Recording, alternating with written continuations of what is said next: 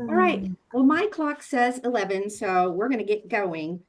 The very first thing I wanted to do is have a discussion about best practices for when your patron has requested an item and when it comes to you, you really don't feel like it's a good thing to check that item out to the person.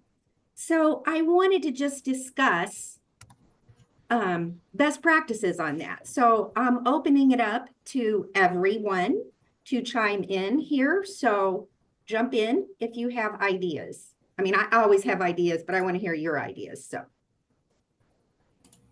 what I've been seeing people doing and what we did yesterday, we had an item like that, and it was a graphic novel. Pages were just falling out of it. I told the circulation clerk to send it back with a condition report noting the issue and that we did not check it out to a patron. You know, it got to us like that. That was not patron damage. okay, so you caught the damage. You didn't have somebody accidentally route it in or anything. So then, of course, it's going to your hold. But you caught it beforehand.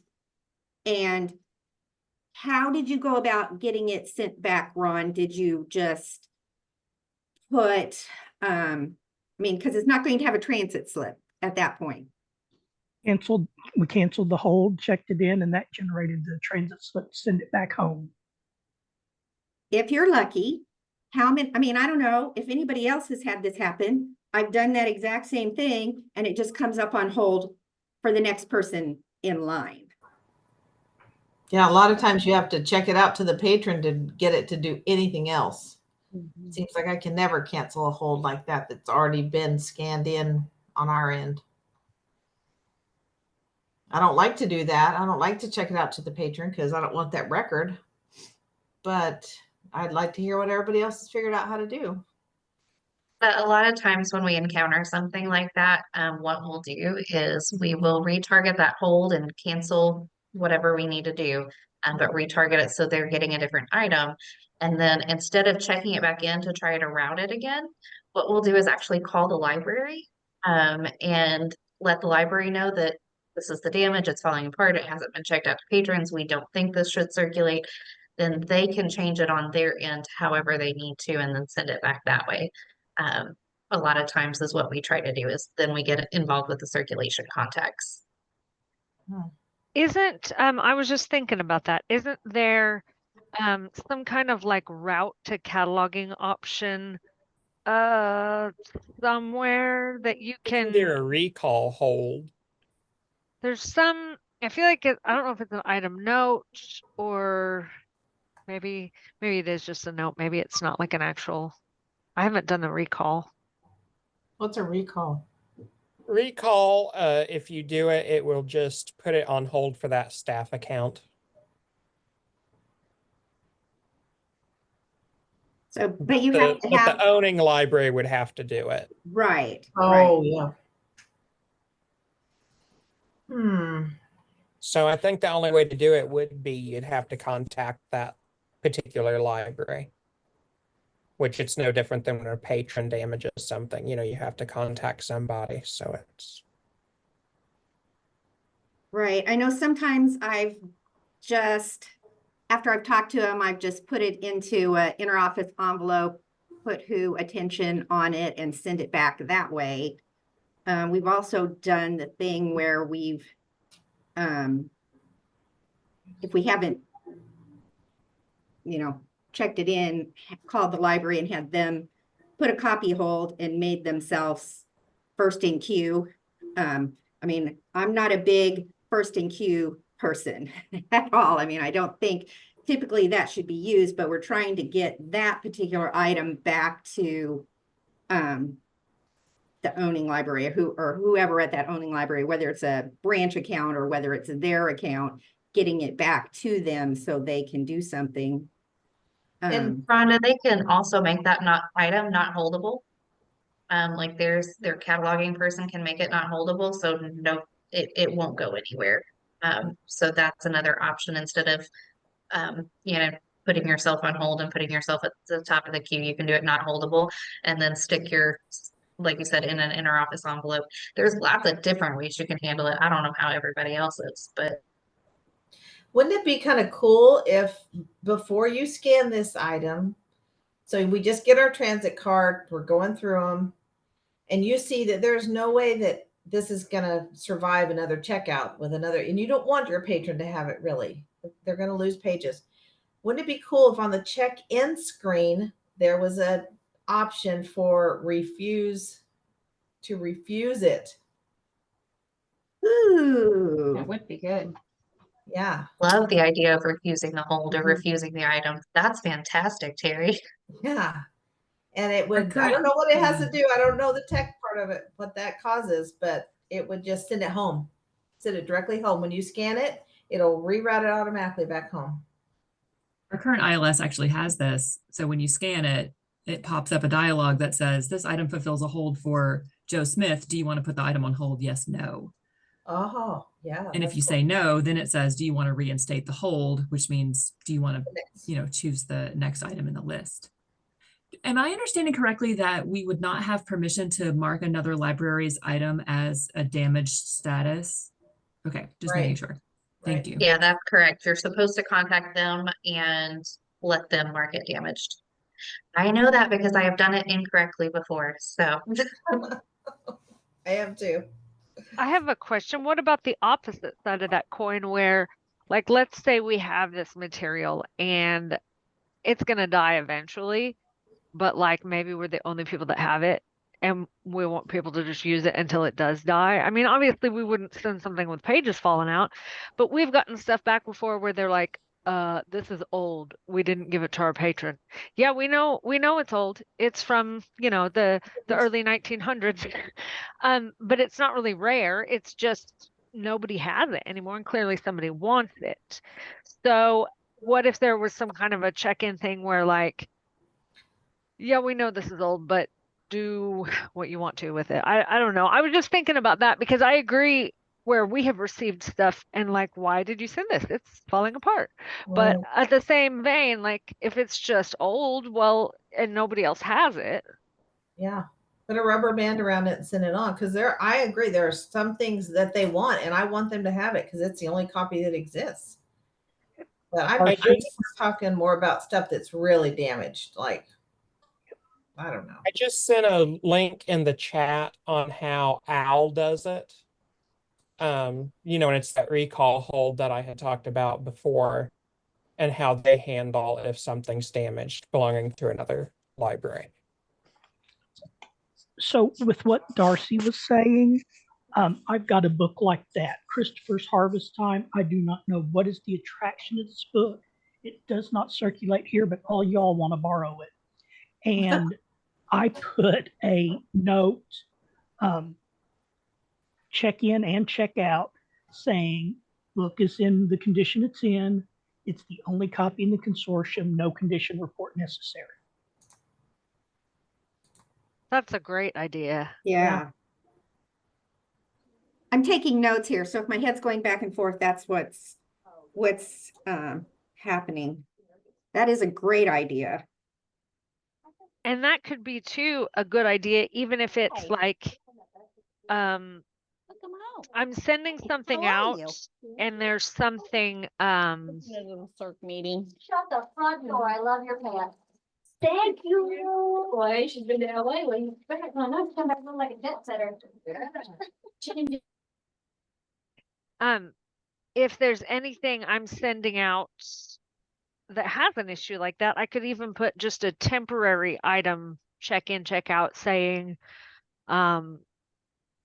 hey, we know there's a big mark on, I mean, obviously a little more formal than that, but on page 1, but we still want your patron to be able to read it.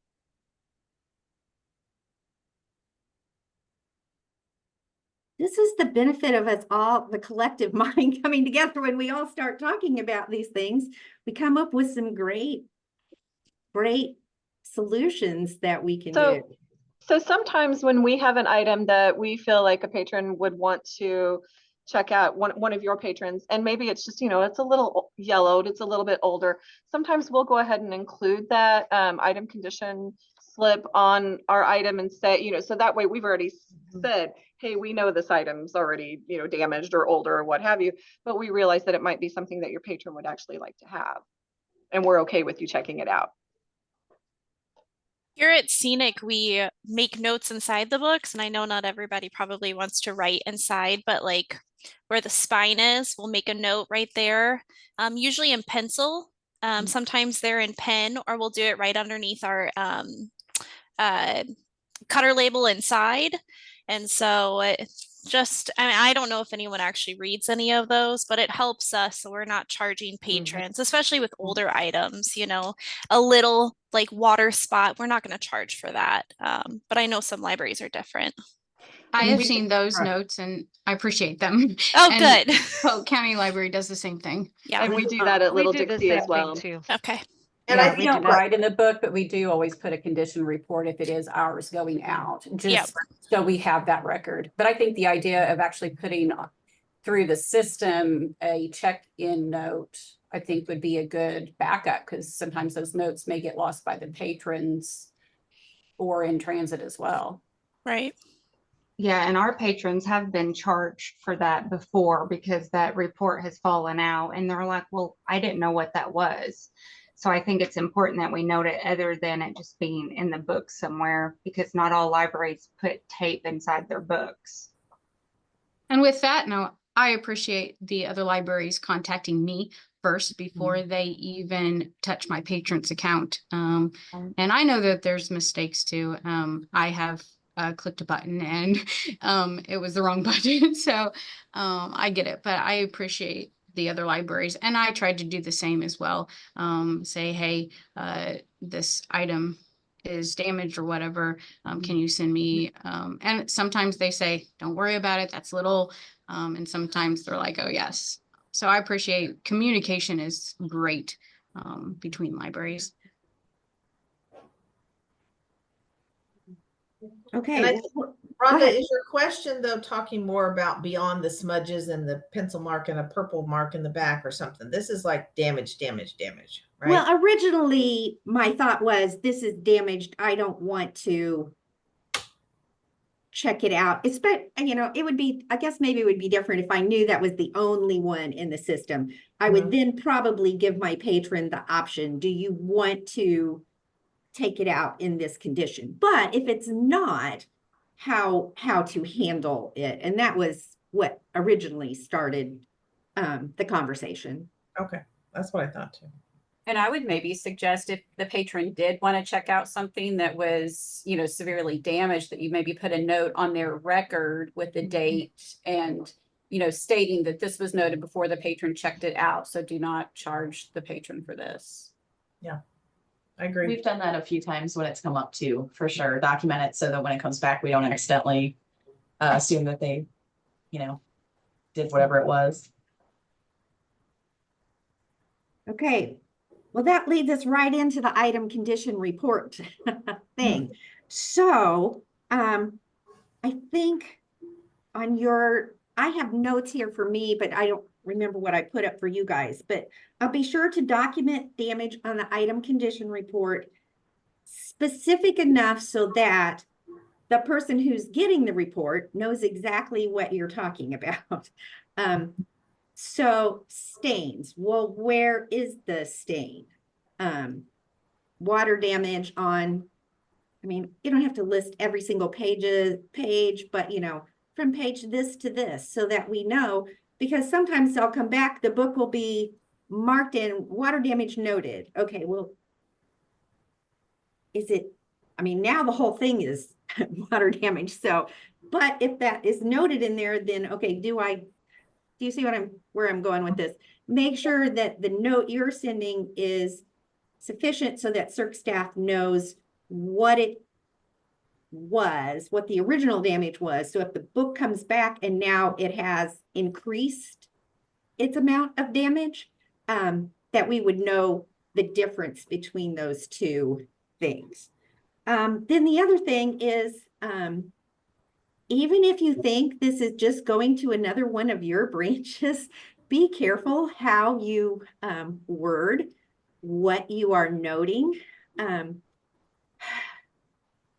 what goes through our mind and what goes on the page may not be necessarily the same thing. And so just be kind, remembering that, you know, it could have left the owning libraries building in reasonably good shape. It's gone through transit, it's gone to somebody else, and now it's gone through transit again, and it's coming back to you. It could have been making the circuit so that the owning library really had no control of what was happening there. It's gone from place to place to place. So the other thing, unless you are the owning library, do not tape an item condition report in the book.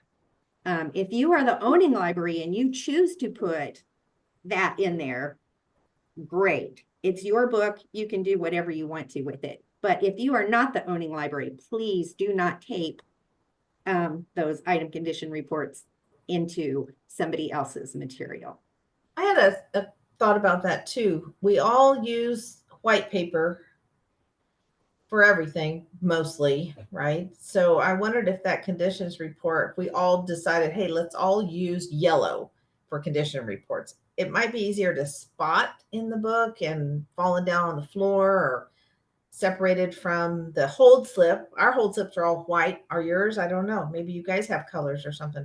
I know ours, we use kind of the beige color. Okay. Ours is green. So Oh, okay. Well, see. So I don't know. I think I might switch my condition report to a color because I think the patron too will be able to spot it. And oh, it's that pink paper. So anyway. yeah, one of those Astro Brights that they can't. Yes, let's do that. They can't. I'm gonna say, we have been having here at Polk County, we've been having problems a little bit with our notes falling out. So we went into research a little bit and it seems to be working. So I wanted to share it. I don't know if you can see it, but that sticky stuff, we have put our condition report actually on that. You know how, I don't know I'm not a technology person, but my director had put that on Webby, and it actually prints out on the sticky, and I place it right on the book, and it actually it's not very adhesive. I mean, it's adhesive, but not sticky, and it has worked very well for us, and we just print it with our Star printer, so it works well, and it doesn't come off I mean, we haven't had much complaints anyways. Is that the stuff that's on the outside of the items when they get shipped? Yes. That has a little bit of sticky residue on it? Andy Yes, Hole. just like, if you can see this, just like how they, Gotcha. this one was Cape. They got their print on there and it just Okay. sticks to the book. That is exactly how our condition I love report that idea. report goes. Perfect. So you have one printer at your desk that prints Yep. those? Yes. and I it have has to, to be now that the sharp? only thing that, it's just a little bit time consuming, but it's actually worth my time. I have to switch out, the sticky to the regular, printer, out, but it's the same printer, but just different, little tape on there. So I have to switch it out when I collect all my damaged ones and I do it at one at a time. So I'm not going back and forth, and I'm not printing out a regular, non-sticky, transit list, if that makes sense. I wonder if you can get pre-printed. I wonder if a printer would print those on on that sticky paper. We Like did, stickers. we looked in that, but we thought we wanted to try this out first, just to save money and a little bit of time. And like I said, it takes maybe 10 minutes out of my day to switch out the paper and then switch it back. But I've been doing probably about 2 months now that we switched over to the sticky. And it is so much better. I feel like it's so much better. So do you put it on the cover or do you put it inside the book or where do you put I it? put it on the cover. I don't have an actually. No, I don't have an example. But I just put it on, I mean, how Kate puts it on the, I mean, this is a transfer one. But I just place it right on the cover, right above, where I can visually see it, when it comes through. And then the patrons can see it and our staff can see it as well. Now with DVDs, I don't use the sticky ones. I just use our regular ones and I stick it in the pocket of the DVD on that. So I mean, for us, it has worked well. I don't know if, what you guys want to do, but because we've tested it out. We've actually bought, I don't have any more, but we went a different route. We had more adhesive. We tested out adhesive to that ones that we deleted, and I put it, I stacked it and I tested it out, and that adhesive was not good for the books. It left residue. And especially when it was in, especially at the summertime when it got hot, it gave adhesive more. But this right here has done a lot because it's adhesive, but it's not as sticky, so it doesn't ruin our items or your guys' items. So if you see that, please let me know because we'll switch it out. What kind of printer did you say you needed for that? It was a star printer. Star printer? Yeah, the star printer worked, and then we have an EPSON printer as well. Yeah, we have Epson and Yeah. they work with ours. Yeah. Okay. Now they do, I can only print about 3 or 4 at a time. So I let my printer kind of settle, and then I print another one. So that's the only kind of the issue that I have. But like I said, to me, it saves a whole lot of time, a whole lot of headache with that. All right, all good ideas. So moving on, this is just a reminder that if you mark items that are missing pieces, actually, if you mark them missing pieces, what the procedure does is check it out again to the person who just had it. So I'm not sure, with all the changes that are happening, I don't think this is something that you find something, it's been on your shelf for a while and then go mark it missing pieces. I'm not saying for sure that it would re-pull up that last person. But the instructions for how to do mark item missings are on page 28 and 29 of the MEC circulation manual. Also, missing pieces is a setting that you can actually choose. So when you go in and look at status, it will say missing pieces as opposed to damaged or checked out or anything like that. So you can, and that is in, you would go into local administration and library settings editor, and then you could get to where you would be able to change that to where instead of coming up as damaged or just checked out, it would come up and actually say missing pieces. So questions on that? If you're interested, I mean, Cass County has gone ahead and changed ours because our procedure used to be different until this actually worked. And so we've gone in and now all of our things that are missing pieces are actually say missing pieces. As a status. Uh-huh. Okay. I don't know if anybody read the release notes for Sequoia maintenance on the 21st, 8/21/24. for some reason that day, I just decided I was going to click in and read everything that changed. And one of the things that changed is they are giving libraries now the option to hide the requested username field on patron self-registration.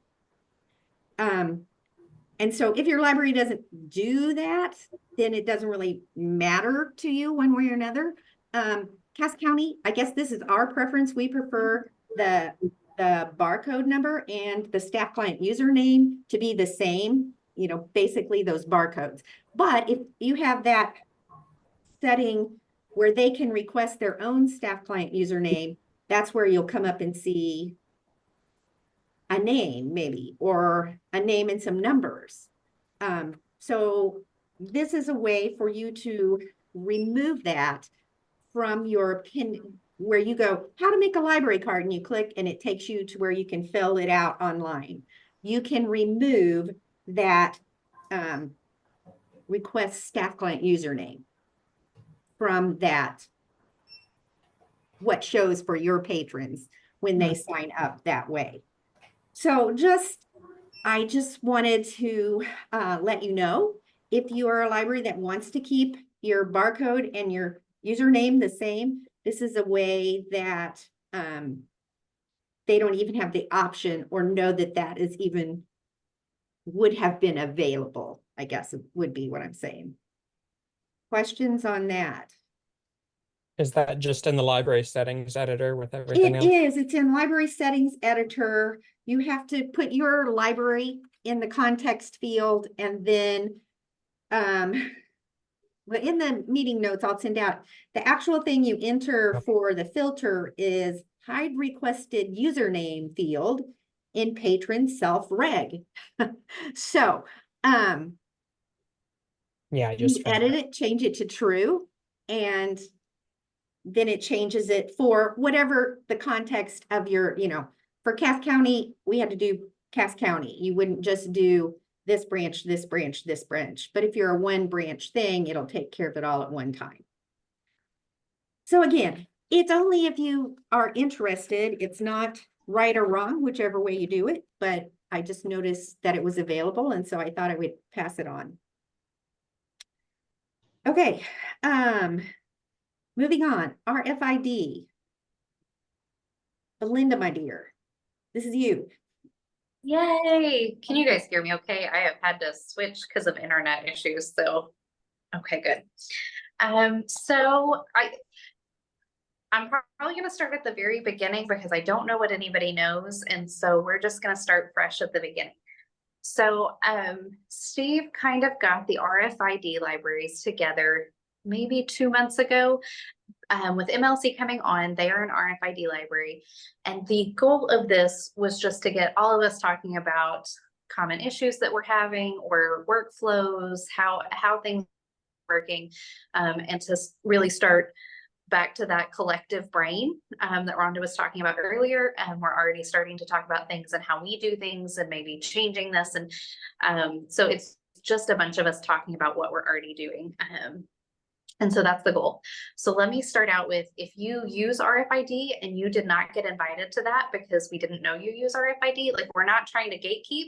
We would love for you to come join us. So if you currently use RFID, please contact Steve if you have not been invited to those, because we really want it to be anybody who is on here can talk to us and really start figuring some things out. But we knew with MLC coming on that we might have more things coming up that we needed to talk about just as RFID libraries. And some of the good things that have come out of that have been, like, I've gotten to talk to people about their vendors and talk about who likes who and who doesn't like who, and who I might want to get some vendor quotes from. So that's been helpful for me. The other thing that Katie has been spearheading, Katie from Cape, is I have a box of RFID items from all of the current libraries that we know of that are RFID.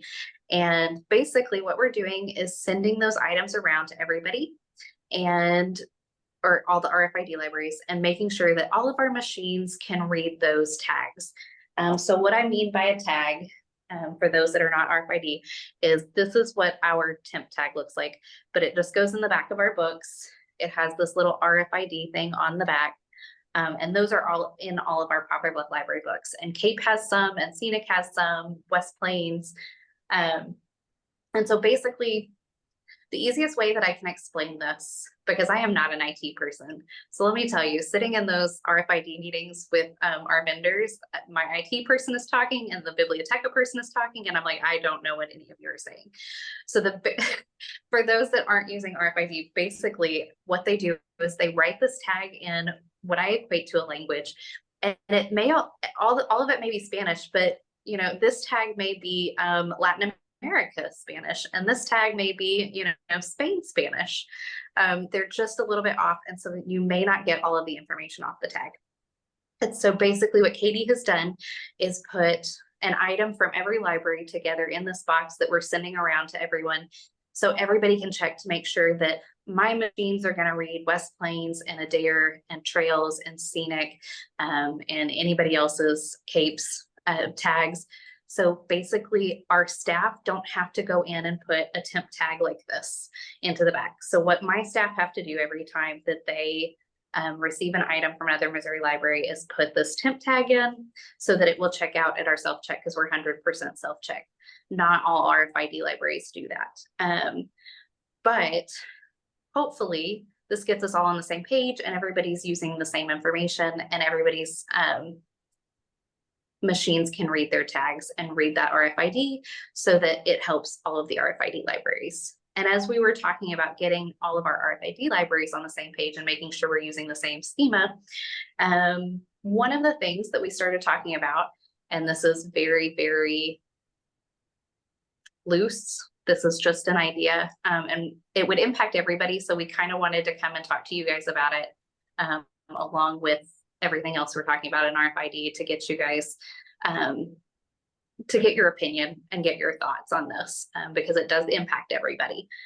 But basically what we talked about was, wouldn't it be nice if instead of putting these temp tags in, we actually put in, if other libraries who are not RFID would let us put a tag into the back of their book.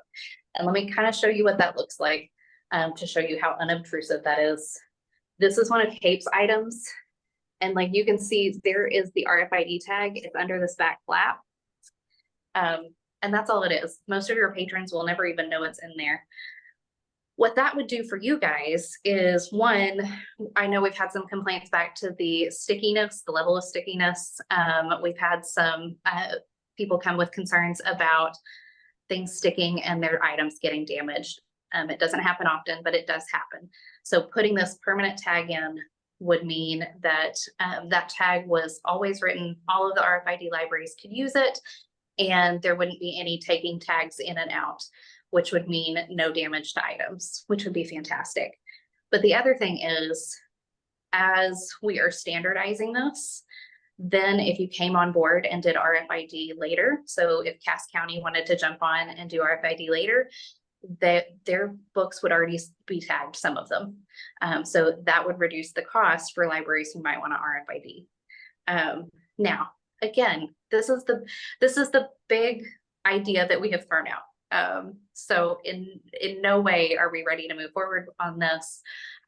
We're just talking about it within that RFID community, about what that would look like for us, how we might fund this, where we're going to get the supplies, how that would impact staff time.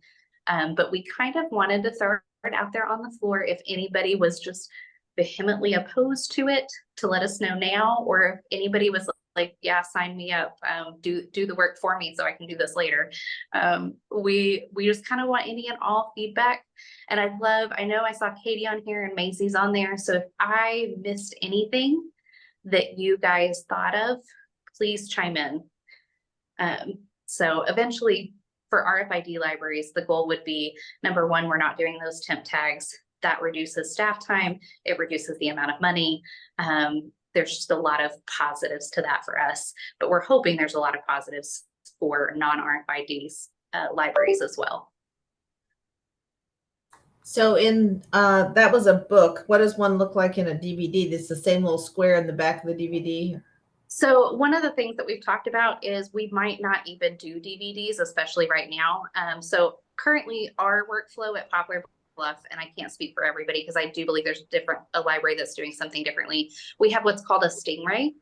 And so it's actually on the front of the DVD. And we don't do it like that. We basically put our temp tags in between the cover art and the actual cover is where we put our temp tags. So that's one of the things we discussed as a group. We probably would not tackle media right now. But Katie actually talked to somebody and we might change how we're doing that, but we're not there yet. So I have So we're an mostly talking about example. books.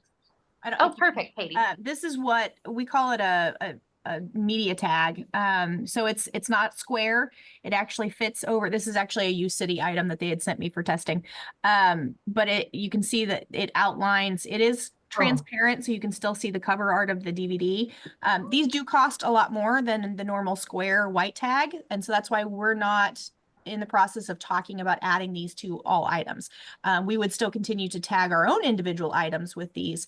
But that's why we were like, you know what, let's not worry about media right now. But I do know that some libraries, like Belinda said, that are RFID, they don't even use these types of tags. They use the regular book tags and put it on the inside of the cover art. So that may be an ask of us in the future if we are to proceed with this idea. But that's what, so if you ever see DVDs, CDs come into your libraries that have that's an RFID tag. Good to know. And Heather, I've seen you've put in a couple chats. I think MLC is the one that uses the square tags in their media. But Heather, if you want to jump in and mention anything about your process, please feel free to do that. Well, we have two different vendors, so I have a really high confidence that the items that we're sending around will be usable at all the RFID libraries, because we should really, I feel pretty sure that we're all using the same ISO standard, and as long as we are, the tag should be interoperable regardless of vendor. So we are using TechLogic and Envisionware, and we just use those little square ones, and they don't read as well when you're wanding if you're using media because of the way the metal in the discs reflects everything around. Yeah, we've been using it for, I think, 3 or 4 years now. I think that at least one of our libraries has barcode validation in place, so we'll have to expand that to make sure that we can accommodate barcodes from all of the libraries. But I'm excited. I don't know if I've added anything to the discussion, but if anyone has a question, I'd be happy to try to answer it. And I think that's the biggest point, that as a group of RFID libraries, just like this group, we got together and to talk about workflows. And the temp tagging is a frustration for all of us, but it is something that we do for the patron experience. It allows for patrons to check items out. As Belinda said, they are straight 100% self-check. We're a hybrid model, but it's very difficult for the amount of items that we have coming in if we were to not temp tag, because then staff would have to learn how to scan barcodes. They've never had to scan a barcode in my library. So this truly is for patron experience, but we know it affects everybody. So we want to make sure that, that everybody's comfortable with that. But please know that us putting in a little book tag in the back of your item is not going to affect the item in any way. We even make sure that if the inside cover has artwork or a map that is pertinent to the story, we do everything we can to avoid the readability or the usability of that item, because we don't want to ruin the patron experience by adding that tag. So if you are not the person in charge of that would be able to make that decision. So if you have to take it to your director or supervisor or whatever, please let them know that they are welcome to contact anybody on this committee, this RFID committee. Rhonda can put them in touch with us to answer any questions that they might have. So I love it. I think it's fantastic. And I see the future for us, at least here in the O show. I would love for us to be RFID. I will tell you, our one negative experience with them early on in Evergreen was a book had come in, our book had come back to us from one of your guys' RFID libraries, and the tag in the back had folded, like it stuck at the bottom half, but the top half did not get pressed down, and so it had folded over, so it was stuck to the back page of the book and tore that whole page up. So that's the only negative thing I've ever seen. I'm sure it was just I could have done the very same thing, putting them on myself. But I think it's great. I'm excited about it. Well, When and do we Terry, vote? When do we was vote on that one of your books that you got it? back? It was one of our books. This was like seriously a long time ago. Yeah. So. Well, and that's I was talking about with damage with the temp tags. The temp tags don't stay as well. The permanent tags don't move. And so that's that damage that we will get to eliminate, because that won't be happening anymore, because we won't be putting temp tags in. It would be a permanent tag. And so that's one of the pros we're hoping to help you guys with, is your items won't be damaged at all. Yeah, that's awesome. I love it. And I just, a quick question, and it's kind of about cost, because the tags are, you know, roughly between 8 to 9 cents if you're talking about the book tags. So would the cost be incurred by the library who had chosen to add the tags to incoming items with the owning library's permission? I guess the thought being that you save in staff time what you're paying for with the permanent tag.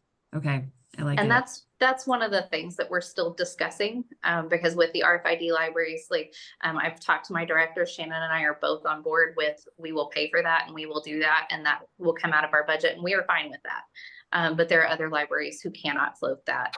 And so figuring that out is one of the things that we're talking about. So Definitely not set in stone there. Yeah. You know, so it could be that we find grant money to support this, or, you know, who knows? But like Belinda, here at Cape, we're fine with adding those, because we don't get a lot of use out of those temp tags. You know, we get anywhere from 2 to 10 circulations out of it, depending on how sticky the stickum is. And so in the long run, it would save us a lot of money to be able to permanently tag items. Great. Okay, any other questions? Or if you have questions and you need to pass it up to another person, feel free to contact me and I will point you on to people in this RFID group. If your library is using RFID and you have not been included, please let me know and we will get you added into the group. So will it ultimately go up to the executive committee to make a decision for everybody? I would imagine so. We usually don't make big sweeping. So we just need to let our director know, yay, we're good with it. Well, or that, I mean, we're not 100% sure yet that it's feasible. Right. Okay. But we did want to just start the conversation so that libraries who are not currently involved in this RFID group kind of know where we are heading or where we might want to try to head. So the other information, what was the girl's name that gave the presentation? Who was that? Belinda from Poplar Bluff. Poplar Bluff. Okay, good. So she talked about how when they started doing RFID, I think it was her that was talking about the tech conversation and trying to figure out which vendor to use. I would love that information that you gleaned from those meetings, because this is something I want to approach our board and our director about. So can you share that? Sure, Terry, I'll be very open and honest about that. We are currently with Biblioteca. We are getting quotes from other vendors.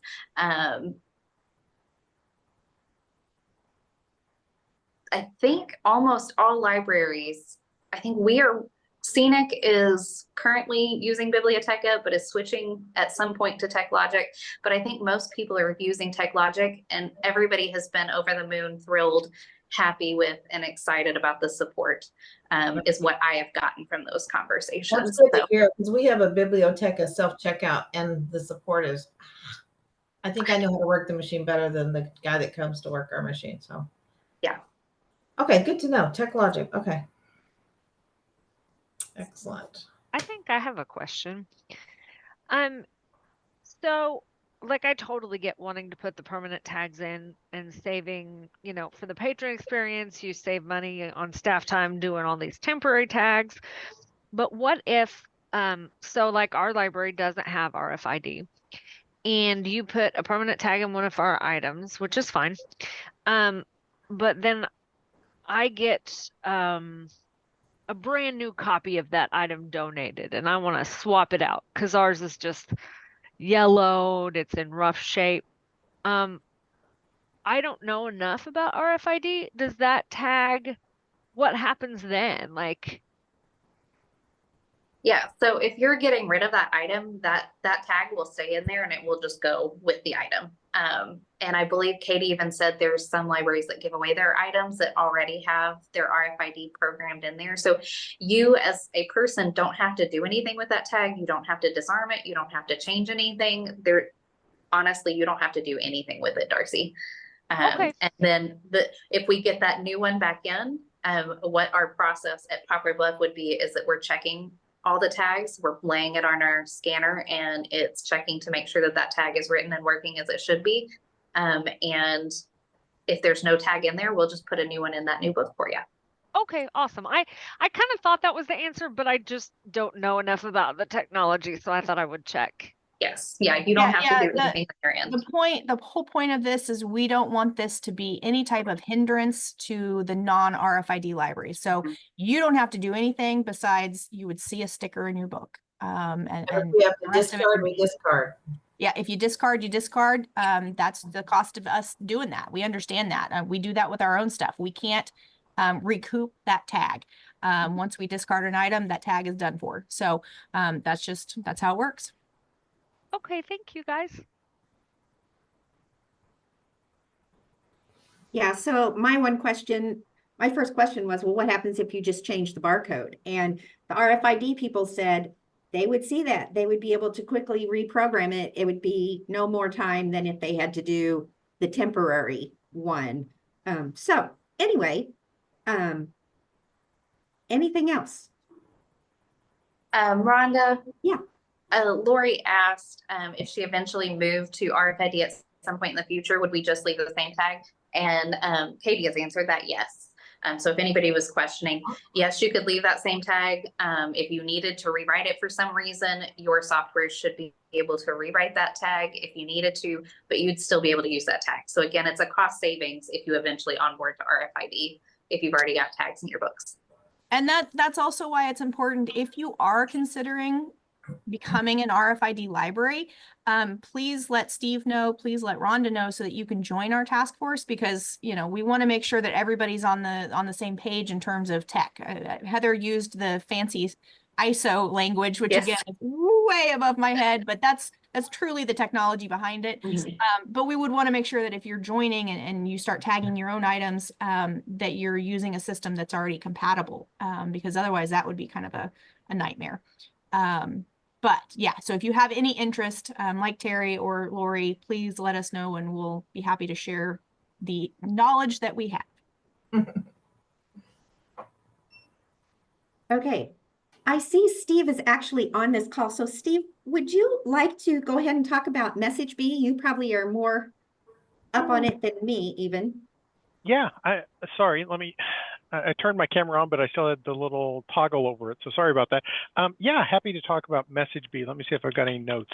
No, I don't. I just finished reviewing the contract on that. It's a 25-page contract and it goes on and on and on and on. But I reviewed it. I've had Carrie look at it. And I actually sent it to Rhonda as well so that she could look at it, just multiple sets of eyes. But the contract is being signed and executed as we speak. The contract terms itself technically start on September the 1st, although MessageBee won't start on September 1st. It just means that we are engaged with Equinox and Unique Management to start working on MessageBee effective September 1st. The way that it'll work is it's mostly focusing on the text issue. And as you know, we've had an issue with notifications with text and certain carriers working and certain carriers not working. So that's where it's focused. We have an initial pool of 2 million text messages that we can draw from, which is, based on adding in potential volume from MLC plus our previous text messages should work based on what Galen is telling us, but we'll see what that ends up coming up to. The messaging is 9/10 of a cent per message is the way that is we're charged for that. There is a way to peel people off. So if you're a bigger library and you're interested in having your own desktop and possibly even doing your own special messages, you can subsidize that and do some additional stuff if that's what you want to do according to the contract. The contract is really good in terms of patron privacy and focuses on all the things that we would want it to do. So so right now we are executing the contracts, waiting for everything to come in. The last time I talked with Felicia about timeline, it feels like fall. October-ish would probably be when we'd be started to work on this. And then once everything's all executed, again, I'm going to look for a task force. And I should explain to you, a task force generally means that you have something that you have to do, and then once it's done, you get to go away. You're not signing up for this forever. And the MessageBee task force is going to be focused on helping us with standardized messaging, doing the settings that we need to do. And then once we've got it up and going, tires are kicked, everybody's happy, then the task force disbands. So how's that, Rhonda? I think that's good, but it's primarily going to be for our text messaging as a way to mitigate what happens. It seems like 1 month it's T-Mobile, the next month it's AT&T, the next month it's who is not getting text messages as they should, and so this is something that MEC thinks will help customer service primarily, that patrons who need messages will be getting the messages in a timely way. So anything else? I just wanted to ask really quick. We almost signed up for this right before we found out Evergreen was looking at doing it. But will our messages all have to be the same? The wording for all the messages have to be the same? Is that what you said, Steve? I'm thinking that our messages will be the messages will be the same, but they'll pull from different fields and things. So I mean, in terms of the patron name and the library and things like that. And I know, for example, it's all going to come from one phone number. So so depending upon if you are if you're one of our member libraries, it'll come from one 573 phone number or something like that. And we think it will be a Missouri prefix based on what we're finding out. So yeah, we think that the template will be the same, but the details may be different. Okay. Very good. Exciting. Okay, so to clarify, this isn't doing anything with our email notifications, or will it as well? It probably is not doing anything. Not probably. I shouldn't say probably. It is not. Our contract is not doing anything with email notifications.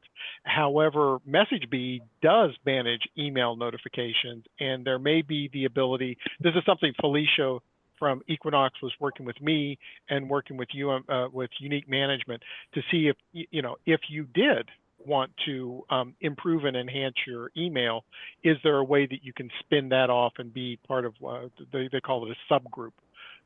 Could you contract through your Unique contract to form a subgroup and then add on email or telephone? They actually have automated telephone notification as well. So we're still investigating those add-on options. But yeah, this is initially meant to deal with the big headache, which is the text issue. Great. All right, moving on.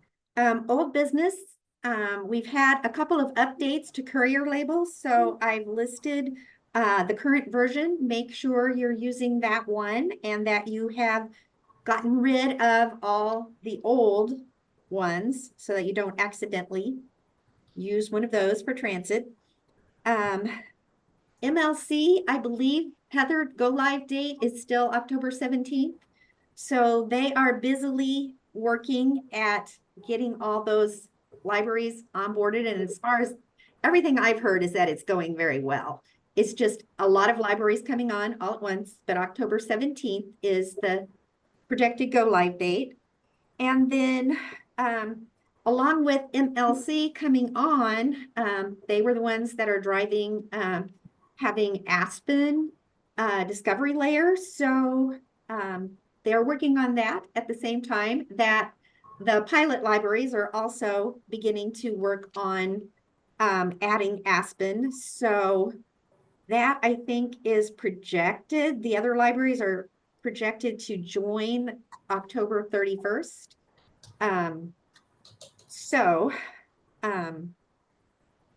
Anyway, just those are just updates that I thought you might be interested in. Is there anything else that anybody would like to bring to the committee?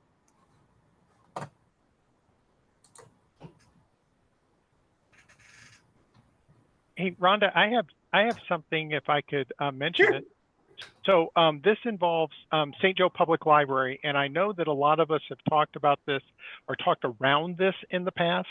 And Mary Ann's on, so she may chime in on this as well. But amongst all the contracts that I'm executing, right, there's a ton of contracts coming through right now. Is some specialty work that St. Joe is actually contracted for that I've sort of shorthanded as the and/or option, and it involves notices. And the idea is that that Mary Ann and St. Joe wanted a situation so that if there was not certain information in a patron record, that it would essentially default to become a print notice. So, you know, if it didn't have an email address in the patron record, didn't have a text message perhaps, then it would just default to email. And that was and generate a notice and work. And that was something that could not be done without some specialty programming. St. Joe is paying for that programming and taking it on by themselves. Thank you, St. Joe. And we are going to be, and Equinox is going to start working on that pretty soon. When they make that change, though, that will affect the entire consortium. So everyone will have the ability that if you want your patron to only receive mail notices, for example, you can choose not to put in an email address and not to put in a mobile for text messaging, and it should default automatically to a mail notice. So I wanted to let everybody know about that programming was occurring. We don't have, I will let everyone know, I'll probably work through Rhonda, let Rhonda know when we have timelines so that Rhonda can let you all know and we can let the whole membership know. But just wanted to let you know that this change was occurring and occurring thanks to St. Joe Public. So Steve, is there a way for libraries then that automatically sends mail? How does that work? I mean, are we going to be billed then for mailing? Or how does that, maybe I'm not understanding it. I don't understand the workflow, and so I yield to Mary Ann as to how the workflow actually works. But what it would do is that it you know, rather than trying to contact patrons who say that I only want to be mailed, this would not try to go through the other levels first before it would mail. Mary Ann, can you share more about the workflow? Yeah. Well, this is to help us not mailing something, which postage is now 69 cents a notice, not mailing them something if they have an email address. Because right now when I get the notices to mail, I have to look up each one to see if they have an email in order not to send them one. Well, that's a big time constraint there. So they are going to fix it so if a patron has an email address, they will not, a paper notice will not be generated. It doesn't have anything to do with texting, because that was one thing that, so if they had text, if they have a text and no email, it's still going to generate the paper notice. So that's, and I realize that a lot of libraries that I've talked to don't mail anything. I mean, that's their and maybe because it was so problematic as far as the cost of it and not knowing, you know, we don't want to send 2 or 3 different ways to bother people. And this is nothing to do with holds. This has to do with only your overdue and your lost notifications. So if that makes any sense, we just wanted to not mail things in the paper form if they have an email address. That's it. And I appreciate Thank it. you. Yeah, Yeah, I thank you for appreciate it clarifying that. happening. Yeah, I appreciate it happening because we're putting in $300 a month on postage. So keep filling the machine and we could really cut down because a lot of those people have an email address. So yeah. Thank you. I'm glad it's getting done. All right, one more call. Anything else?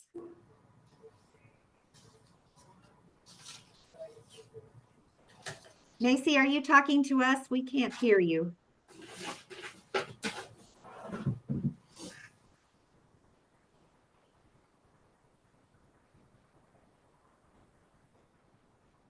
I could see her mouth moving, but I couldn't hear anything. You hear me now? Yes. There you go. Okay, cool. It's like that Sprint commercial. Can you hear me now? Okay. I had a question from one of my frontline staff, and I didn't even know this was a possibility that you could request items through item status. So it's like if you have an item in your hand that you want to place on hold for somebody, you can request it right then and there. However, when we try to do that, it loses all of the holds information. So there's a box where you can select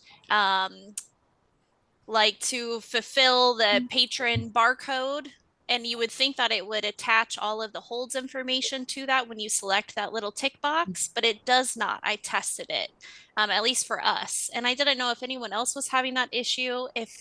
I suggested just looking up the barcode in the catalog and doing a direct hold from there to bypass this, because I did it for myself and it doesn't select any way of notifying the person for the hold.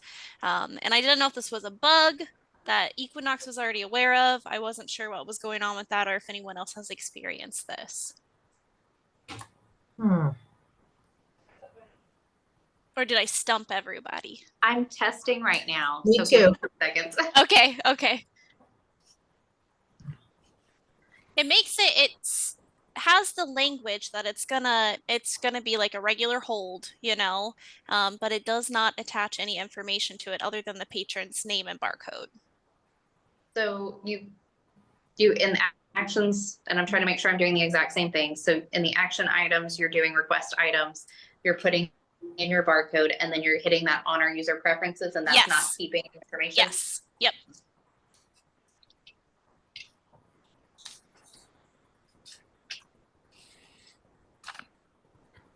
So are you saying that you have to fill in the information, or when the hold actually comes in, it prints out it doesn't have the information?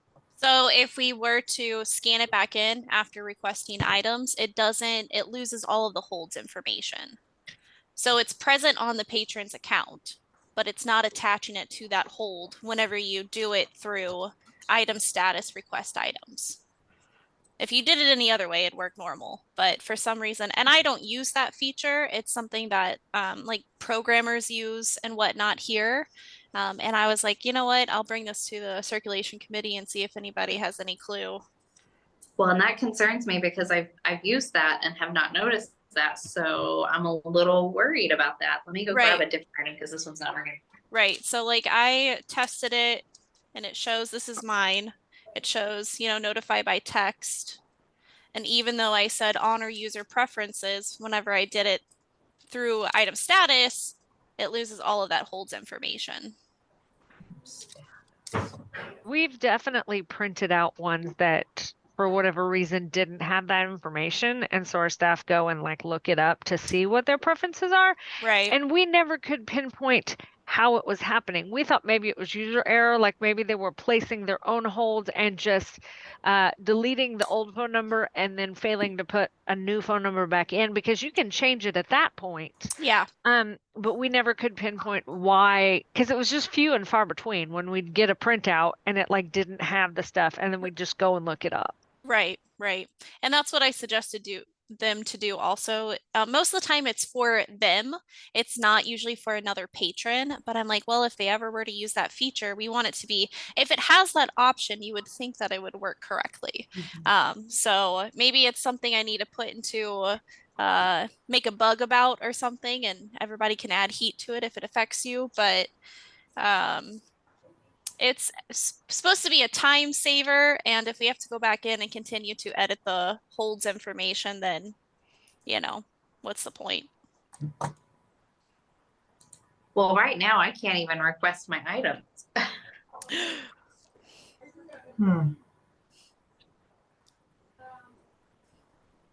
Macy, would you be willing to contact Equinox to see if there is a bug about this? Since Sure.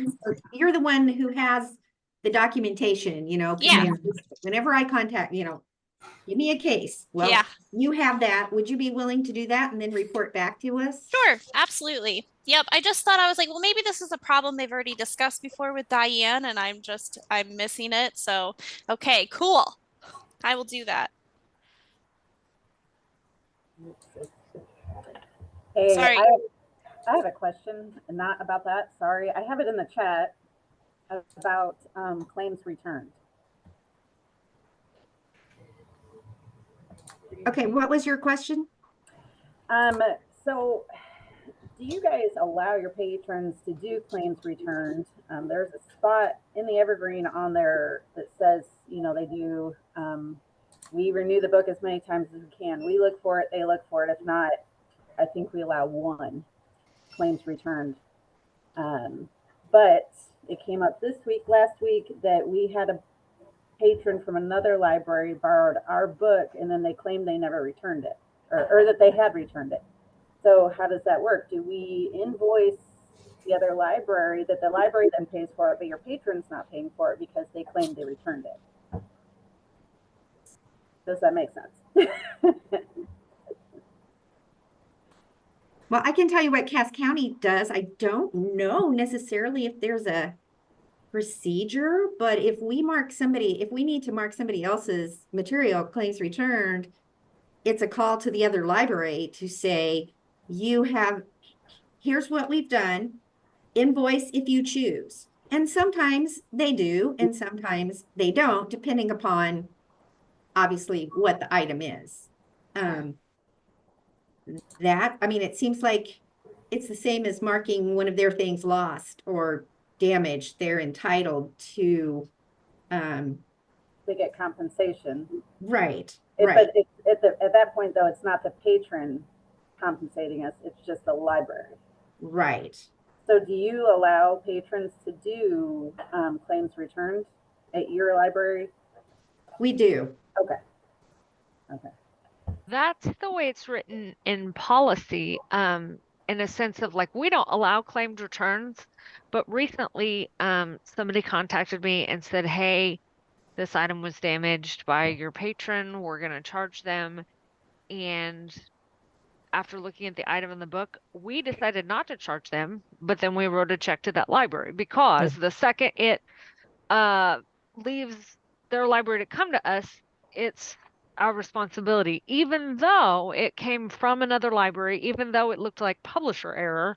We were still like, okay, well, this is a good patron. We don't, they come in all the time, and we don't think this happened. So, and I think that's just part of the being a consortium. So if you choose to claims returned, I would just think you're taking on that responsibility of, okay, we're not going to pass that on to our patron, but we'll pay other libraries what we owe. Okay.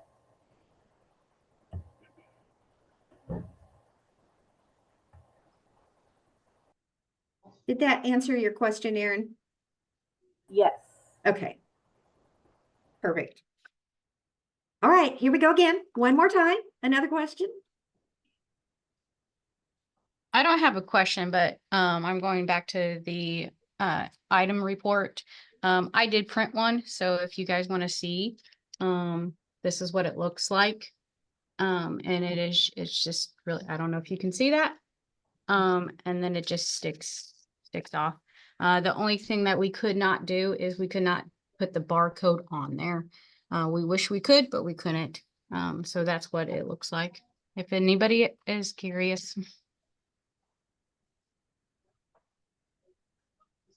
Okay. Could you send the template to that? I can, Okay. because we had to create the template. Yeah, just send it to all of, at least ME Circ. And that way everybody would get it. I don't know if you're on the general membership too, that might be appropriate for them too. Yes, I can do that. Okay, thank you. You're welcome. All right. I think I'm just going to move quick before anybody else answers a question. We've been here a long time, or has a question. We've been here a long time, and I'm so glad that you stayed. We will see you next month. Have a great day. Have a great day. Thank you.